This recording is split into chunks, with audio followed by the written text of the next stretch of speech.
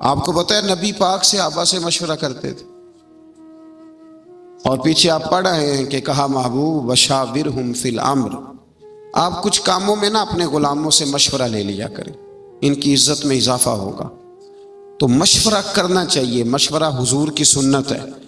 اور کئی دفعہ ایسے بھی ہوتا تھا کہ نبی پاک علیہ السلام صحابہ سے مشورہ فرماتے تھے تو حضور کی رائے بعض اوقات کچھ اور ہوتی تھی، صحابہ کی رائے اور ہوتی تھی، تو اگر زیادہ صحابہ کی رائے اور ہوتی، اللہ کے نبی صحابہ کی رائے پہ عمل کرتے۔ یہ بڑی خاص بات ہے۔ حضور کا جو علم ہے نا وہ وحی کے ذریعے ہے، نبی پاک کا علم اللہ کا عطا کردہ۔ حضور نے جنگ احد کے موقع پر صحابہ سے مشورہ کیا، حضور نے فرمایا کہ میرا تو ارادہ یہ ہے کہ اندر رہ کے جنگ لڑی جائے، باہر نہ جایا جائے۔ تو کچھ صحابہ کہنے لگے کہ نہیں حضور کافر سمجھیں گے، ڈر گئے، تو ہم نے بدر میں ان کو بھگا دیا تھا جب 313 تھے، تو اب تو ہم 1000 کے قریب ہیں، باہر جا کے لڑیں گے۔ نبی پاک نے فرمایا ٹھیک ہے جیسے تمہارا مشورہ۔ باہر گئے، پر اس جنگ میں نقصان ہوا، تکلیف ہوئی، لیکن کہیں یہ حوالہ نہیں ملتا کہ حضور نے فرمایا میں نے تمہیں کہا تھا نا نہیں باہر جانا، یہ حوالہ نہیں ملتا۔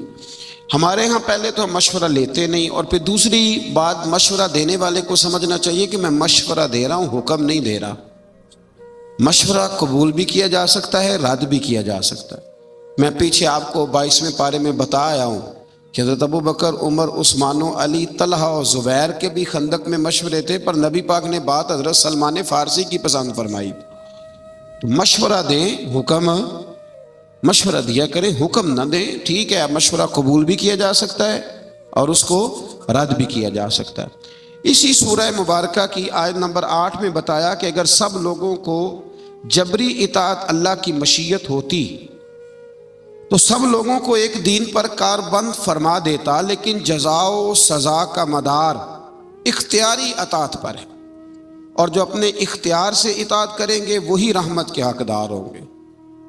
فرمایا میں چاہتا تو تمہیں مجبوراً کلمے پڑھا دیتا، مجبور کر دیتا نماز پڑھنے پر، میں نے تمہیں عقل اور شعور دیا ہے، مرضی سے اطاعت کرو گے تو میں تمہارے اوپر رحمتوں کا نزول فرماؤں گا۔ اور ایک بات سمجھ لیں آپ، یہ بات سمجھ لیں آپ کہ مذہب اسی کا ہے کہ انسان اپنی مرضی سے نیکی کرے۔ کہ لوگ کہتے ہیں نا جی مجھے مطلب کوئی گردن سے پکڑ کے نیکی کرائے، تو وہ نیکی تو نہ ہوئی، وہ تو آپ اونٹ کی ناک میں بھی نکیل ڈال دے تو وہ بھی پیچھے چلنے لگ جاتا ہے، پھر انسان کا اور جانور کا فرق کیا رہا۔ اسی طرح کچھ صاحب کہتے ہیں جی حضرت صاحب کی نظر ہو جائے تو سارے کام، بھئی حضرت صاحب نے رستہ بتانا ہے، اللہ کے رسول سے بڑی کسی کی نظر نہیں تھی، پر حضور بھی رستہ ہی بتاتے تھے۔ حضور نے یوں نظر ڈال کے کوئی اثر کر کے لوگوں کو کلمہ نہیں پڑھایا، حالانکہ میرے محبوب کی نظر کی تو کیا ہی بات ہے۔ ہم لوگ نظر عنایت کا معنی بھی غلط کرتے ہیں۔ نظر عنایت کا یہی معنی ہے کہ جو تجھے کچھ دے رہا ہے نا وہ تجھے تبلیغ بھی اس طرح کی کرے کہ تیرے دل میں اتار دے، اور پھر تیرے لیے دعا بھی کرے، یا اللہ جو میں نے کہا ہے نا اس پر فضل فرما، اسی کو نظر عنایت۔ اب اگر نظر عنایت کا اب یہ ترجمہ کریں کہ مجھے رسیاں ڈال دی جائیں اور نظر اس طرح کی ہو کہ مجھے کھینچ کے مسجد میں پیر صاحب کو چاہیں، تو یہ معنی غلط ہے۔ اللہ فرماتے ہیں میں جبراً اطاعت نہیں کراتا، میں اختیار دیتا ہوں۔ کہتے ہیں نظر کرم کرے میں نمازی بن جاؤں۔ وہ خدا کے بندو، نمازی بننے کے لیے آپ کے پاس دیکھیں نا، آپ ایم اے کر لیں، پی ایچ ڈی کر لیں، ایم فل کر لیں، ایم بی بی ایس کر لیں، پر قیامت کے دن جو نماز کا سوال ہوگا اس کا تو پہلے سے پتہ ہے کہ نہیں؟ ماں باپ کو راضی رکھنا چاہیے، اس کا پہلے سے پتہ ہے کہ نہیں؟ اس کے لیے کسی شخص کا پروفیسر، لیکچرار، عالم، فاضل، انجینئر ہونا ضروری؟ تو اللہ جبراً اطاعت نہیں کراتا، عقل دیتا ہے، عقل کے مطابق چلے۔ آیت نمبر 10 سے اختلاف کی صورت میں اللہ تعالیٰ کی طرف رجوع کرنے کا بیان ہے کہ جب حالات بالکل ہی سمجھ میں نہ آئیں تو پھر رب کی بارگاہ میں عرض کرو کہ یا اللہ ہدایت کا رستہ واضح فرما، پھر اللہ کرم فرماتا ہے۔ جو آخرت کی جزا کے طلبگار ہیں ان کے لیے آخرت کی نعمتوں میں اضافہ ہوگا، اور جو صرف دنیا کے طلبگار ہیں ان کا آخرت میں کوئی حصہ نہیں ہوگا۔ ایک بندہ سویرے دکان پہ جاتا ہے تو اس لیے سے جاتا ہے کہ میں نے کھول کے مال کمانا ہے، اس نے دنیا کمائی، اس کا آخرت میں کوئی حصہ نہیں۔ لیکن ایک بندے نے سویرے دکان کھولی کہ میں رزق حلال کماؤں گا، میں لوگوں کے سامنے ہاتھ پھیلانے سے بچوں گا، اور پھر جو کماؤں گا نا اس میں اللہ کے غریب بندوں کی مدد بھی کروں گا۔ تو اب اس دکان کھولنے میں آخرت کا حصہ بھی شامل ہو گیا ہے۔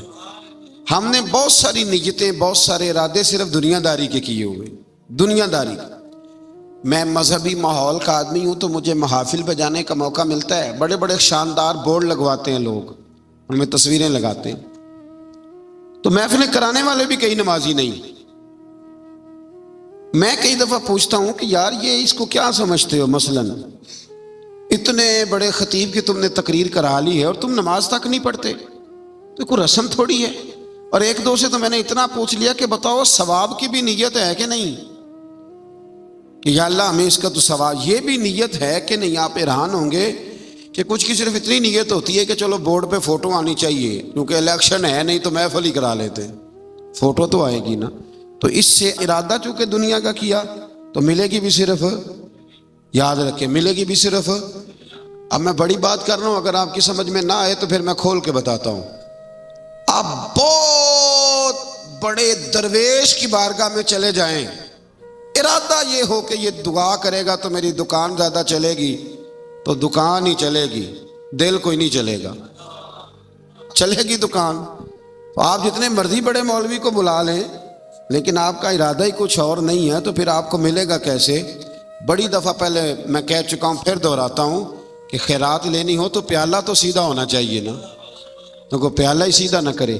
تو دنیا میں جو بھی آپ کام کریں، جو بھی، اس میں صرف دنیا کی نیت نہ کریں، کچھ نہ کچھ ارادہ آخرت کا بھی کچھ نہ کچھ ارادہ کر لیں، مہربانی کریں۔ میں کبھی کبھی پیار کرتا ہوں، مجھے محبت ہے نعت خوانوں سے، مجھے محبت ہے واعظین سے، مجھے محبت ہے قاریوں سے، پر ایک دو نعت خواں، آپ سمجھ ہی گئے ہوں کہ میں کن نعت خوانوں کی بات کر رہا ہوں۔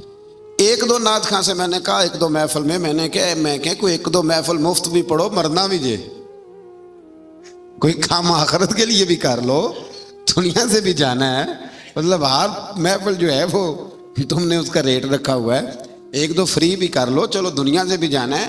اور یہ کتنا ظلم ہے کہ بندہ دین کا نام بھی لے تو دنیا اکٹھی کرنے کے لیے، دین کا نام لے تو دنیا جمع کرنے کے، اس سے باہر آئیں۔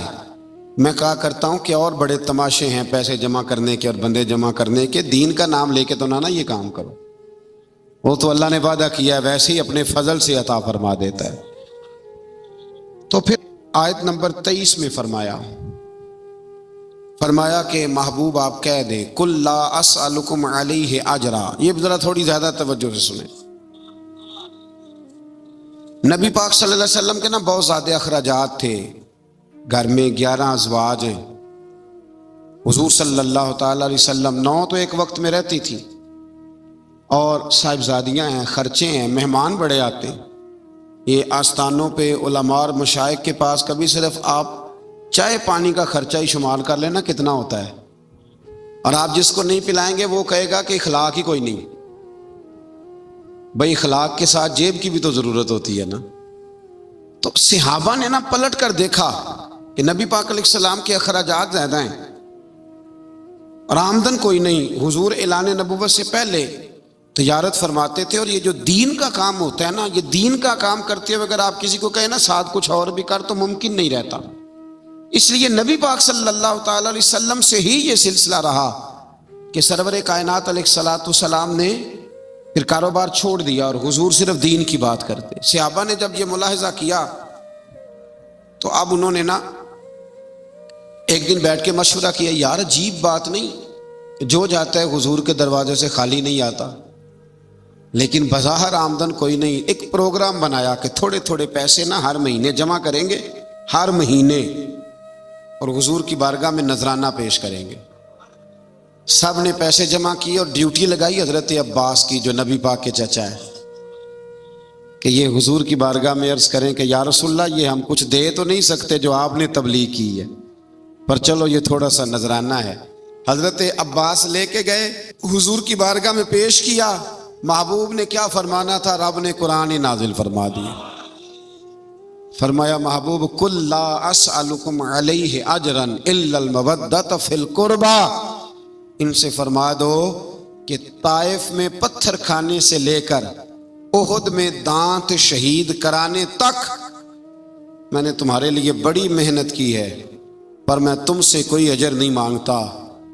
ہاں اگر کچھ دینا ہی ہے نا تو میرے قریبیوں سے پیار کرتے رہنا، میری فاطمہ سے پیار کرنا، میرے علی سے پیار کرنا، عائشہ ختیجہ حفصہ اور سودا سے پیار کرنا، حسن سے پیار کرنا، حسین سے پیار کرنا، ان سے پیار کرنا۔ اور پھر صحابہ نے محبت کر کے دکھائی، انہوں نے پھر اس آیت پر عمل کر کے دکھایا۔ جب صحابہ میں وظیفے بانٹ رہے تھے نا حضرت عمر کے زمانے میں، تو سب کو 25-25 ہزار دینار ملے۔ حضرت عمر کے صاحبزادے عبداللہ ابن عمر بدر میں بھی شریک تھے، احد میں بھی شریک تھے، خندق میں بھی انہیں 25 ہزار ملا۔ حسن حسین کی باری آئی تو عمر نے 50 ہزار دینار دیا۔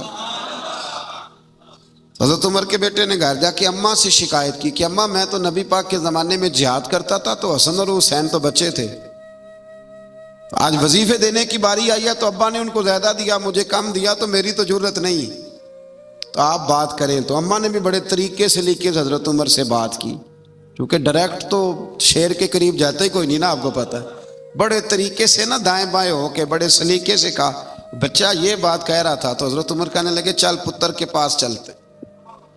جا کے بیٹے کو کھڑا کر کے بتایا، کہنے لگے پتر اٹھ ذرا، کیا کہا تو نے حسن حسین کو زیادہ کیوں دیا؟ فرمایا بتا تیری نانی کا نام بھی ختیجہ ہے، بتا تیری اماں کا نام بھی فاطمہ ہے، تیرے باپ کا نام علی ہے، کیا تیرے نانا کا نام بھی محمد مصطفیٰ ہے؟ فرمایا پتر میں نے باقیوں کو خدمت دیکھ کے دیا ہے، حسن اور حسین کو نسبت دیکھ کے دیا ہے۔ دین میں محبت اہل بیت کا بڑا ہی درجہ ہے۔ میں نے رمضان کے پہلے جمعے میں کہا تھا، وہ ہمارے ہاں نا بڑی مشکل ہے، کوئی ادھر سے نکل آتی ہے آواز، کوئی ادھر سے نکل آتی ہے۔ میں نے پہلے جمعے کہا تھا تو مجھے کچھ لوگوں نے کہا کہ جناب آپ نے فکرے جانچ تول کے کہے ہیں۔ میں نے کہا کہ میری کوشش ہوتی ہے، میں تو روٹین میں بھی بات سوچ سمجھ کے کرتا ہوں، روٹین میں بھی، تو پھر بیان کرتے وقت کیسے یہ ہو سکتا ہے؟ میں نے کہا میں آج بھی کہتا ہوں کہ 5 نمازیں پابندی سے پڑھے، اور جب سے بالغ ہوا ہے تب سے پڑھے، ہر سال حج کرے، ہر سال رمضان کے روزے رکھے، صبح سے شام تک خیرات کرے، اور اگر مصطفیٰ کریم کے اہل بیت سے پیار نہیں نہ کرے گا تو بے ایمان کا بے ایمان مرے گا۔ ہاں یہ پکی بات ہے، کوئی گنجائش نہیں، کوئی دو رائے نہیں، اس لیے کہ رسول اللہ کے گھر والوں کی محبت ایمان ہے۔ او بھائی میں آپ کو کیا بتاؤں، گھر والوں کی محبت یہ ایمان ہے۔ میں اپنے ایک بزرگوں کو نا، چلیں بات آتی ہے تو کر دیتا ہوں، تو میں عید دینے گیا، ہوتے ہیں نا ہمارے رسم ہوتی ہے استادوں کو مشائخ کو نذرانہ، ہم نے کیا عید دینی، ابھی میں گیا ایک گھر میں، تو میں اپنے بیٹے کو ساتھ لے گیا، بڑے کو۔ مجھے وہ کہنے لگے کہ بیٹے کو کیسے لائے ہو؟ میں کہ حضرت صاحب انہوں دسنا ہے بھی اتنے آمدیاں رہنا ہے، تو اپنی نسلوں کو بتاتے ہیں کہ ہمارا محسن کون ہے، تو ہم نسلوں کو بتاتے ہیں۔ تو یہ یاد رکھیں کہ یہ کیا بات ہوئی کہ آپ کہیں کہ جی ٹھیک ہے جی یہ بھی ٹھیک ہے تو وہ بھی ٹھیک ہے، نہیں، ٹھیک یہی ہے کہ جس کا رسول اللہ کی اولاد سے پیار ہے اس کا ایمان مضبوط ہے۔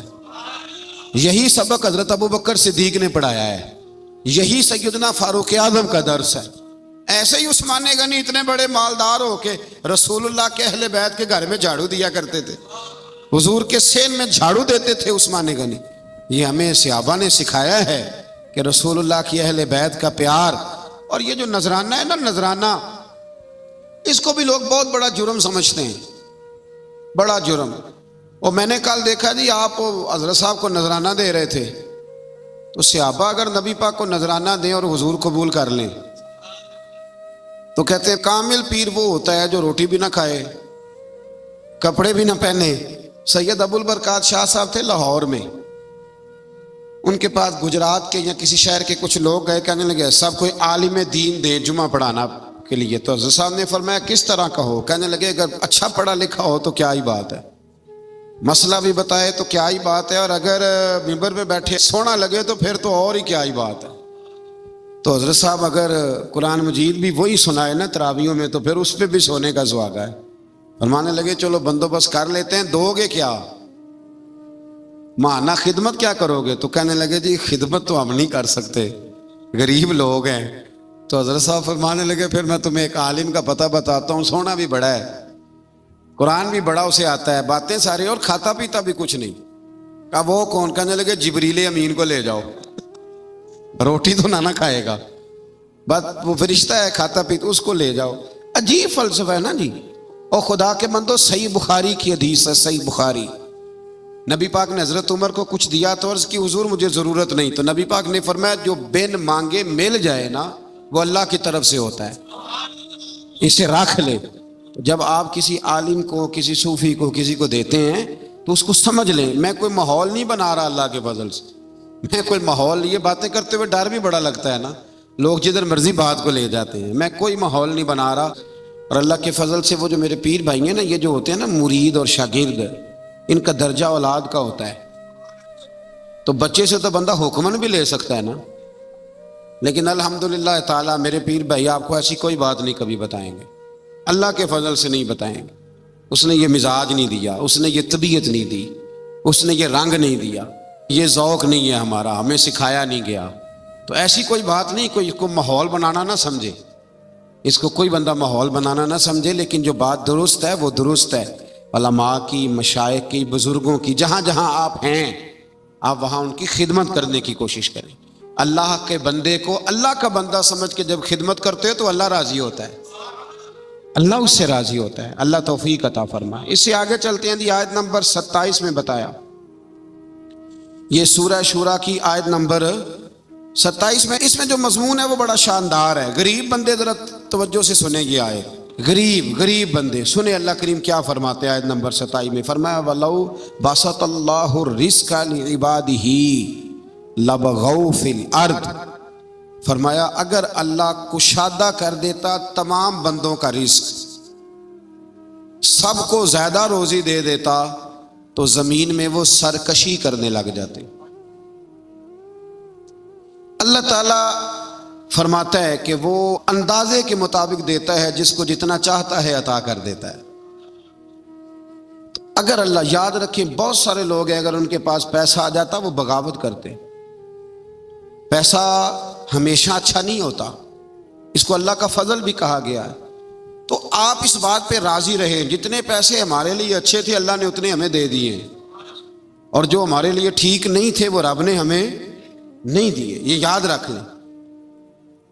پھر اللہ تبارک و تعالیٰ نے آیت نمبر 33 میں فرمایا کہ سمندروں میں رواں دواں پہاڑوں کی مانند جہازوں کو ہم نے بنایا ہے، انہیں دیکھو گے تو تم انہیں ہماری نشانیاں پاؤ گے، اور وہ اپنے رب پر ہی توکل کرتے ہیں، اور کبیرہ گناہوں سے اور بے حیائی کے کاموں سے بچتے، اور غصے کے وقت معاف کرتے۔ یہ اللہ فرما رہا ہے کہ اس کے بندوں کی شان یہ ہے کہ معافی کب دیتے ہیں؟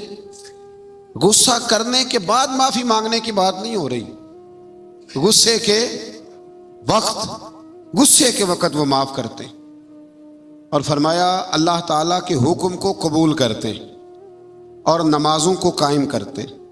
مزید بتایا کہ مسلمانوں کے معاملات باہمی مشاورت سے طے ہوتے ہیں، اور برائی کا بدلہ اس جیسی برائی سے، یعنی عدل کا تقاضا ہے، لیکن جس نے اپنے قصوروار کو معاف کر دیا، اگر برائی کا بدلہ کوئی برائی سے دے گا تو یہ بھی عدل کا تقاضا ہے، بدلہ لینے کی اجازت ہے۔ اس کسی نے آپ کو برا کہا تو آپ نے بھی برا کہہ دیا، اجازت ہے، لیکن فرمایا اگر معاف کرو گے تو پھر تمہارا اجر اللہ کے ذمے ہے۔ حضرت ابوبکر صدیق بیٹھے تھے تو ایک شخص آپ کو برا بھلا کہہ رہا تھا، آپ خاموشی سے بیٹھے رہے، اس نے بڑا ہی کہا تو ایک جملہ حضرت ابوبکر صدیق نے بھی کہہ دیا۔ جب حضرت ابوبکر صدیق بولے تو حضور اٹھ کے چل پڑے۔ حضرت صدیق ایک بار پیچھے دوڑے، یا رسول اللہ جب تک وہ بول رہا تھا آپ بیٹھے رہے، جب میں نے بات کی تو آپ چل دیے۔ تو فرمایا ابوبکر جب تک وہ بول رہا تھا نا تو اللہ نے تیرے سرانے فرشتہ کھڑا کیا ہوا تھا جو تیری طرف سے جواب دے رہا تھا، اور جب تو خود بولا ہے نا جواب میں، جب تو خود بولا ہے تو فرشتہ اٹھ کے چلا گیا تو میں بھی آ گیا ہوں، تو یہ بہتر نہیں کہ فرشتے ہی جواب دیں، تو ہمیں کیا ضرورت پڑی ہے؟ لیکن ہم اللہ خیر کرے، او ہو ماں بدولت کو بات کر دی، یعنی مجھے ہی کہہ دیا ہے، وہ یعنی کہ میں، یہ تو بات کی بات ہے نا، کوئی گاڑی کراس کر کے دیکھے تو صحیح، پھر اس کو سزا ملتی ہے، 2-3 دفعہ اس کے آگے بریک لگائی جاتی ہے، اس کو بتایا جاتا ہے کہ ہمیں بھی گاڑی چلانی آتی ہے، تو پھر کیا ہوتا ہے؟ اس سے معاشرہ ٹھیک ہو گیا ہے اینٹ کا جواب پتھر سے دینے سے۔ اس طرح نہیں. آپ معاف کریں, بڑا حوصلہ. دل دریا سمندروں ڈونگے, کون دلاں دیاں جانے. کچھ باتیں نا دل پہ لکھی جاتی ہیں. پہلی دفعہ میں نے ٹرک کے پیچھے لکھا ہوا دیکھا تھا, تو لنگ جا ساڑی خیر ہے. یہ بہت بڑا فکر ہے, یہ ہنسنے والی بات ہی. بہت ساڑی کیا مطلب؟ ٹرک والا آہستہ چلتا ہے تو منزل پہ نہیں پہنچتا؟ پہنچتے ہیں کہ نہیں؟ ایسے بھی ہیں جو کراچی سے چلتے ہیں اور پنڈی آتے ہیں, پہنچتے ہیں کہ نہیں پہنچتے؟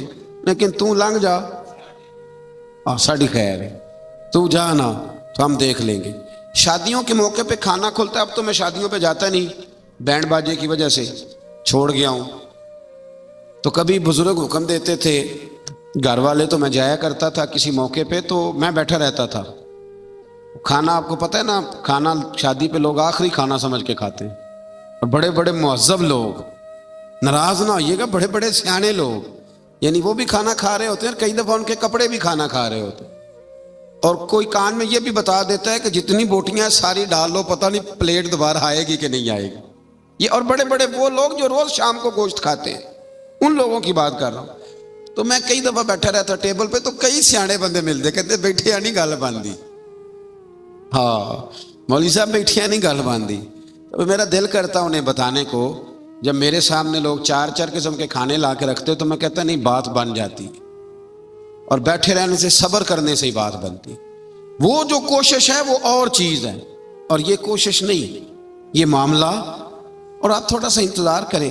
میرے ابا جی ایک بات کہا کرتے تھے, کہتے تھے بیٹے جب میں کسی کی بیٹی کی شادی میں جاتا ہوں تو میری کوشش ہوتی ہے میں کھانا نہ کھاؤں, دیکھ لوں لوگ روٹی کھا لیں نا تو پھر. اور بڑی بات مجھے نقش رہ جاتی ہے اپنے بزرگوں کی, وہ فرمایا کرتے تھے کہ بیٹی کی شادی میں ایک پلیٹ کم پڑ جائے نا تو بچی جب تک زندہ رہتی ہے اسے تانے ملتے ہیں, لوگ معافی نہیں نہ دیتے. تو فرمایا کرتے تھے کہ کوشش کرو کسی کی بیٹی کی شادی میں جاؤ تو کھانا نہ, کوشش کرو اینڈ پہ کھاؤ. بارات والے چلے جائیں, فارغ ہو جائیں, پھر کھانا کھاؤ. مطلب روٹی تو بندہ روز ہی کھاتا ہے, پر عزت تو روز ہی نہ ملتی. یہ سیانے لوگوں کی باتیں تھیں. کوشش کیجئے گا اس پہ عمل ہو جائے, کوشش کیجئے گا اس پر عمل ہو جائے. وہ نا ساری زندگی کی باپ کی کمائی بیٹی کی بارات پہ لگی ہوئی ہوتی ہے, ساری زندگی کی. اور اگر کبھی بیٹی کی ماں کو اور باپ کو دیکھو تو وہ پنڈال میں پاگلوں کی طرح پھر رہے ہوتے ہیں, یا اللہ روٹی نہ کم پڑ جائے, روٹی. اور بڑی مصیبت بنی ہوتی ہے. وہ پل صراط کا ٹائم ہوتا ہے, اگر میں کہہ دوں تو غلط نہ ہوگا, وہ پل صراط کا ٹائم ہوگا. میں نے شادیاں کر کے دیکھی ہیں بچیوں کی, مجھے اندازہ ہے یہ کتنا کٹھن مرحلہ ہے. لیکن ہم تو 2 منٹ کو پلیٹ بجا کے واپس آ جاتے ہیں. ہمیں کیا پتا کہ کسی کا کس طرح سے وہ ماحول خراب ہوتا ہے. اللہ سمجھنے کی توفیق عطا کر. اچھا جی, پھر آگے سورہ زخرف شروع ہو رہی ہے جی. اس کے اندر اللہ تبارک و تعالیٰ نے آیت نمبر 11 میں نزول بارش کے ذریعے مردہ زمین کو زندگی دینے سے حیات بعد الموت کا اس بات کیا گیا ہے. یعنی اگر زمین بنجر ہوتی ہے تو اس پہ آپ ہل چلا لیں, بیج ڈال دیں, پانی ڈال دیں تو وہ زندہ ہو جاتی ہے. تو اللہ بھی مرنے کے بعد لوگوں کو زندہ فرما لے گا. پھر آیت نمبر 12 سے 14 میں تمام چیزوں کے جوڑے بنانے, کشتیوں اور چوپایوں پر سوار ہونے اور سواری کے وقت یہ دعا پڑھنے کا بیان ہے, سبحان الذی سخر لنا ھذا وما کننا لہ مقرنین وانا الی ربنا لمنقلبون.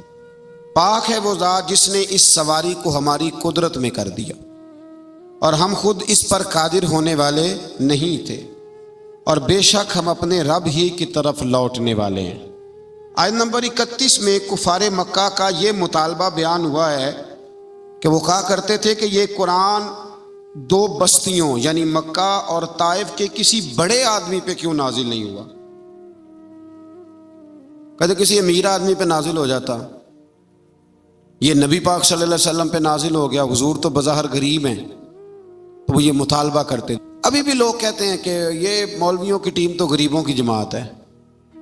یہ مطلب دیکھیں نا, یہ لوگ انقلاب برپا کریں گے. اور بہت سارے لوگ ملکی حالات پر مولوی صاحب کا بات کرنا پسند نہیں کرتے. یعنی وہ سمجھتے ہیں کہ یہ قومی سطح کی بات ہے تو مسجد کا مولوی بات کرے. حالانکہ قرآن و سنت میں جو اللہ نے نظام مصطفیٰ صلی اللہ علیہ وسلم کے طور طریقے بتلائے ہیں وہ سب سے بہترین تدبیر ہے، اور تدبیر کا ترجمہ سیاست ہے۔ تو مکے والوں کا یہ اعتراض تھا کہ اللہ تعالیٰ کسی مالدار آدمی پہ معاذ اللہ نازل کرتا، وہ اکثر کہتے تھے کہ ولید بن مغیرہ پر یا ابو مسعود سقفی پر نازل ہو جاتا معاذ اللہ، تو رب کیا فرماتا ہے؟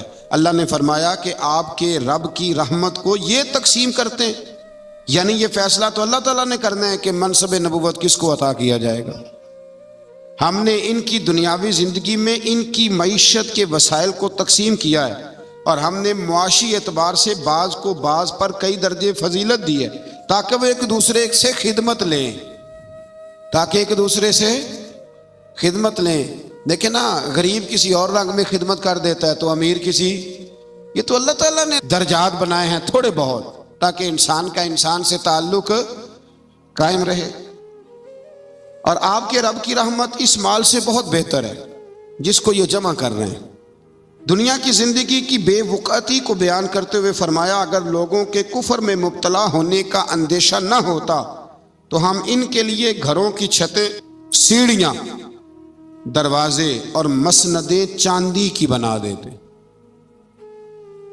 لیکن لوگوں کو اتنا زیادہ مال دے دیا جائے تو ڈر ہے کفر میں مبتلا ہو جائیں۔ یاد رکھنا، سونے کی بھی بنا دیتے، یہ سب دنیا کا سامان زیست ہے، اور آپ کے رب کے پاس آخرت کی نعمتیں صرف متقین کے لیے۔ مزید فرمایا جو رحمان کی یاد سے غافل ہو کر اندھا ہو جاتا ہے اس پر ہم شیطان مسلط کر دیتے ہیں تو وہی اس کا ساتھی ہوتا ہے۔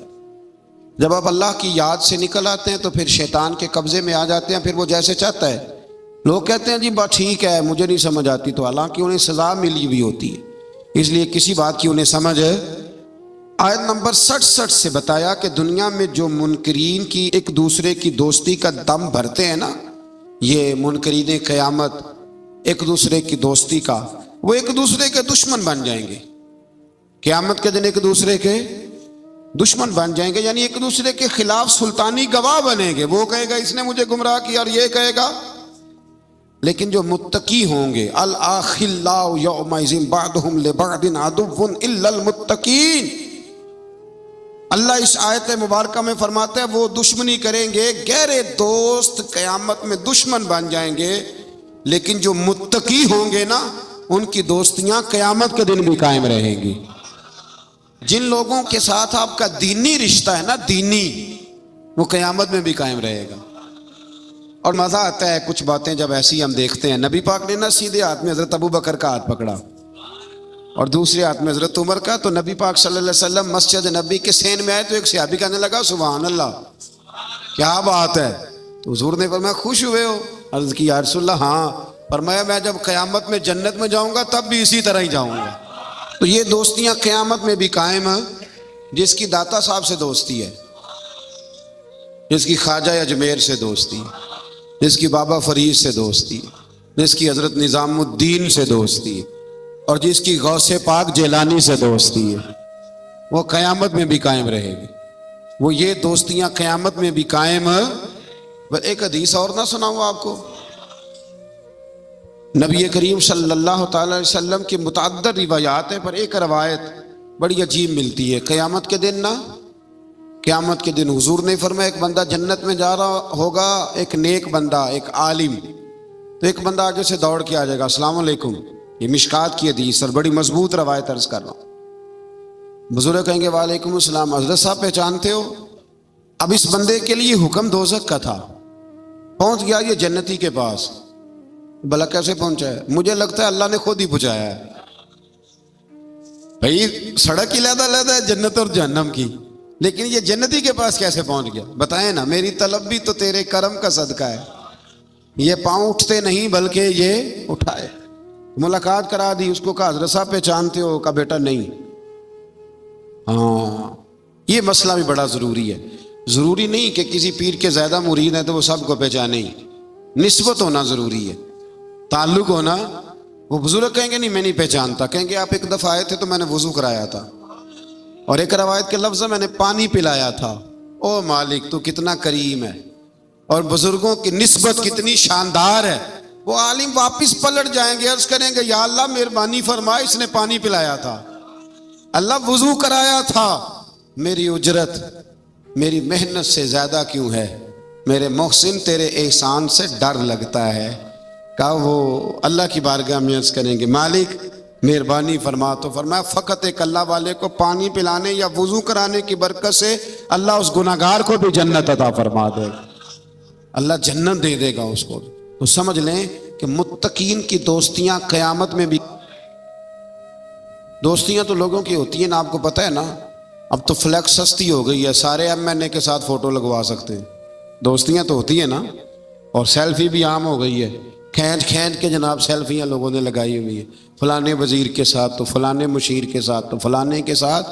دوستی وہی اچھی ہے جو داتا صاحب کے ساتھ ہے، بڑی پکی، بڑی شاندار، بڑی زبردست۔ داتا صاحب جایا کریں، داتا صاحب غوث اعظم سے پہلے کے بزرگ ہیں، غوث پاک سے پہلے کے بزرگ ہیں، اور خواجہ اجمیر خاندان چشت دنیا میں پھیلا ہے، پر خواجہ اجمیر کہا کرتے تھے کہ میں نے یہاں سے بڑا کچھ پایا ہے، گنج بخش فیض عالم، مظہر نور خدا، ناکسارا پیر کامل، اور کامل آرا، یہ تو خزانہ ہے، اور کوئی ناقص ہو تو یہ ان کا پیر ہے، تو کوئی کامل بھی ہو تو یہ ان کو بھی رہنمائی کرے، وقت نکال کے جایا کریں۔ ہمارے اصل میں قریب ہے نا، اس لیے ذرا مشکل ہے، قریب والی چیز کو ماننا بڑا مشکل ہوتا ہے۔ مثال دی تھی نا تھوڑے دن پہلے کہ چراغ کے بالکل نیچے، میرے سنگی جانتے ہیں میں ٹائم نکال کے داتا صاحب جاتا ہوں اللہ کے فضل سے، اللہ کے فضل سے۔ کئی دفعہ داتا صاحب جاتا ہوں تو پہچاننے والے مل جاتے ہیں، کہتے ہیں کوئی پروگرام سی؟ میں نے کہا ہاں داتا صاحب حاضری کا پروگرام تھا، ضروری ہے کہ پروگرام پہ ہی آئے آپ، تو اس لیے جایا کریں، لیکن ادب کے ساتھ جائیں۔ وہ قبر کو چومنا یا جو ہے وہ معاذ اللہ تعالیٰ زیادہ جھکنا یا کوئی ایسی حرکت نہیں، 4 ہاتھ دور کھڑے رہیں، قرآن پاک پڑھیں، ان کی روح کو اصال ثواب کریں، اور وسیلے سے دعا مانگیں، وہ بھی اللہ سے مانگیں وسیلے، سمجھ آ رہی ہے؟ اور داتا صاحب کے تو سامنے جا کے بڑا بندہ کھڑا ہو جائے تو اللہ فیض سے مالا مال کر دیتا ہے۔ کچھ جگہ جو ہوتی ہیں وہ ڈیپو ہوتی ہیں اللہ کے فضل کا، تو وہاں تو آپ سامنے جا کے کھڑے ہو جائیں تو تجلی پڑنی شروع ہو جائے گی، اور اتنا فیضان کم جگہوں پہ ہے جتنا داتا صاحب کے مزار پہ، کم جگہوں پہ۔ بڑے درباروں پہ آپ جائیں گے نا تو رات کو کہیں گے بند ہو گیا ہے، داتا صاحب کا مزار بھی کبھی بند ہوا ہے، اس کا مطلب ہے سچی مچی داتا ہے۔ اس کو داتا تو نہیں نا کہتے جو کبھی دے اور کبھی نہ دے۔ بہرحال داتا صاحب رحمۃ اللہ تعالیٰ علیہ پہ تو ایک الگ عنوان چاہیے بات کرنے کی، کسی وقت کریں گے انشاءاللہ تعالیٰ۔ میرے بہت سارے لیکچر اس موضوع پہ ہیں، حضرت داتا صاحب کی تعلیمات پر کئی ہیں، انشاءاللہ کسی وقت ان کے احوال بھی تفصیل سے بات کریں۔ اچھا جی، اس سے آگے پھر سورہ دخان شروع ہوتی ہے۔ اس کی پہلی آیات میں تو کچھ وہی مضامین ہیں جو پیچھے بیان ہو چکے، اور بالکل شروع میں نا اللہ نے اس خاص رات کا ذکر فرمایا ہے جسے بعض مفسرین نے شب برات کہا ہے، اور بعض نے کہا نہیں، اس سے مراد لیلۃ القدر ہے۔ اس کی آیت نمبر 25 سے بنی اسرائیل کی نجات اور فرعونیوں کے غرق کیے جانے کے پس منظر میں فرمایا وہ کتنے ہی باغات، چشمے، لہلہاتے، کھیتوں، عمدہ محلہ اور وہ نعمتیں جن میں وہ مصروف عیش تھے اپنے پیچھے چھوڑ گئے، اسی طرح ہوا اور ہم نے سب چیزوں کا دوسروں کو وارث بنا دیا۔ بڑا کچھ چھوڑ گئے نا فرعونی، اور وارث کوئی، وہ ایک ہی دفعہ غرق ہو گئے سمندر میں، تو وارث کوئی، تو ہم جائیں گے تو وارث کوئی۔ لیکن یہ بات سمجھ میں نہیں آتی، دیر ہو جاتی ہے پھر سمجھ میں آتی۔ سو ان کی بربادی پر نہ آسمان رویا، نہ زمین، اور نہ ہی انہیں مہلت دی گئی۔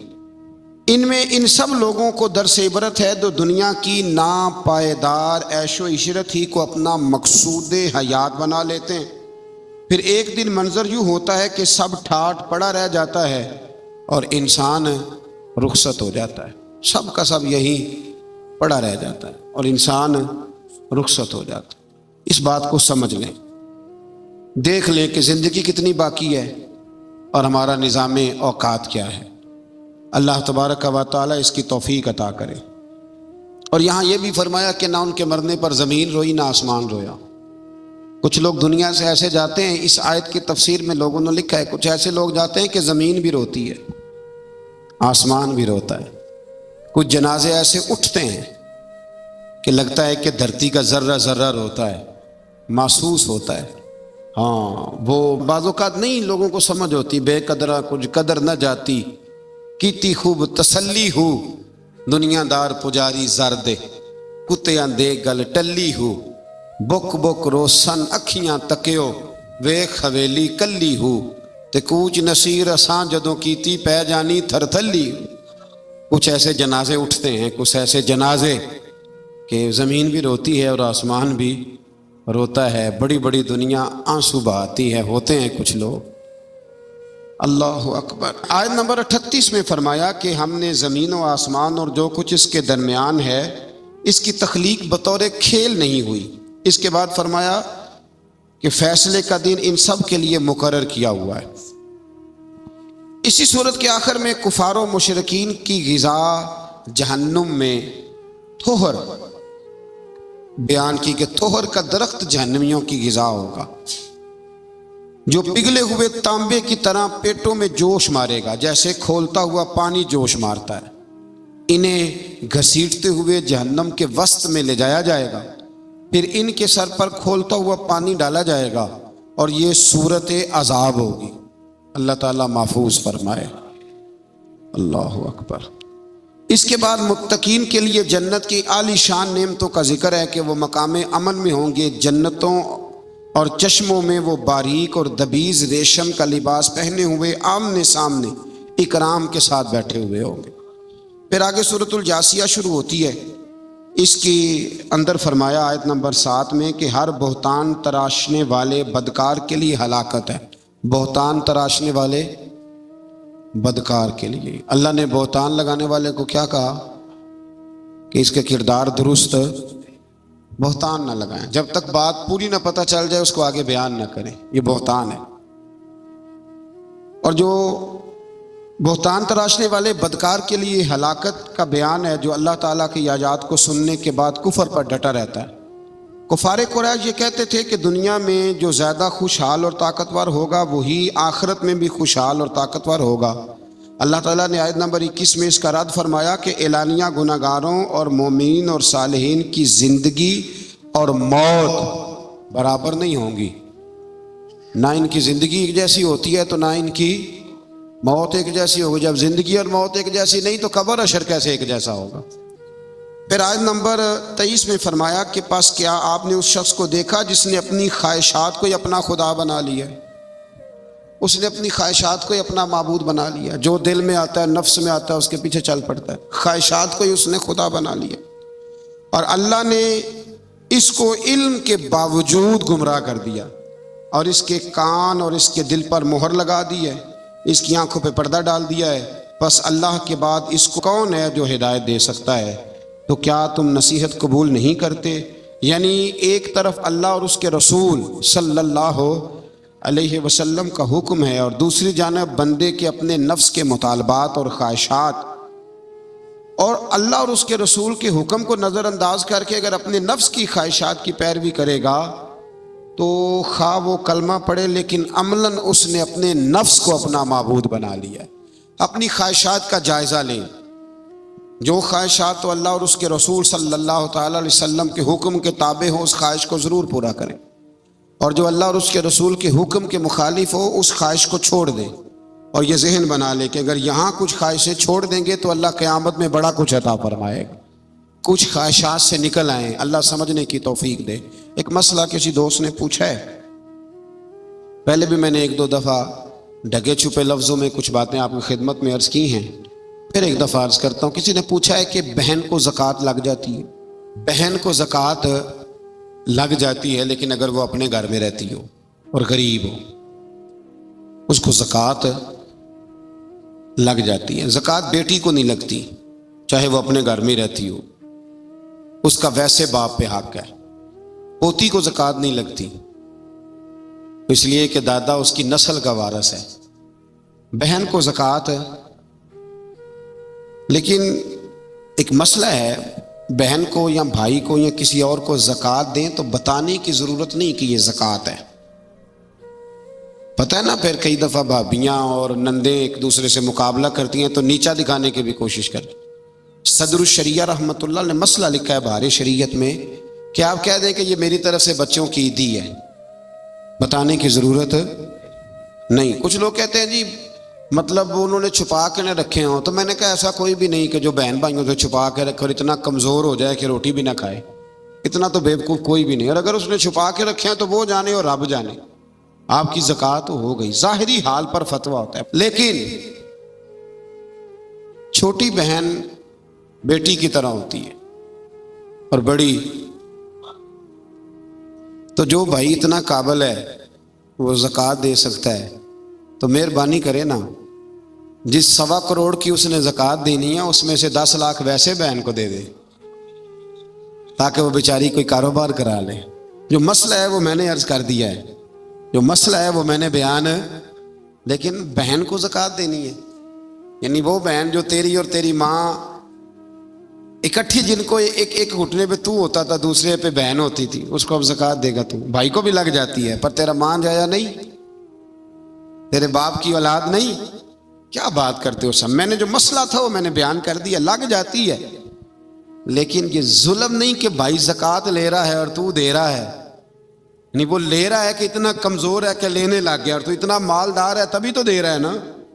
تو اس لیے مہربانی کریں، کچھ رشتوں کا ویسے ہی لحاظ کریں، کچھ کا ویسے ہی پاس کریں۔ عید آئی ہے، تھوڑی تھوڑی توجہ کریں ابھی سے، کوئی عرض نہیں۔ میں نے شروع میں بھی کہا تھا رمضان شروع ہوتے ہی کہ ایک جوڑا نا اس دفعہ کم پہن لیں، اور جن بہن بھائی کپڑے کم لیتے ہیں نا مہربانی کریں ان کو دے آئیں، آپ کی مہربانی، ایک جوڑا کم لے لیں، کوئی فرق نہیں پڑتا۔ جوتے 3 نہ خریدیں، ایک خرید لیں، اور چلیں 5000 والا جوتا نہ لیں، اس دفعہ 1500 والا پہن لیں، لیکن تھوڑی تھوڑی نا اتنی بچت کریں۔ قطرے قطرے سے دریا بھر جاتا ہے، جتنا امیروں کے میک اپ پہ خرچ ہوتا ہے نا اس سے غریبوں کی پوری جھونپڑی بن جاتی ہے۔ صرف مہربانی کریں میک اپ چھوڑ دیں، ہمارے میک اپ پہ جتنا خرچ ہوتا ہے نا خالی میک اپ پہ، اس سے بڑا کچھ ویسے ان کا بن جاتا ہے۔ اللہ سمجھنے کی توفیق عطا فرمائے۔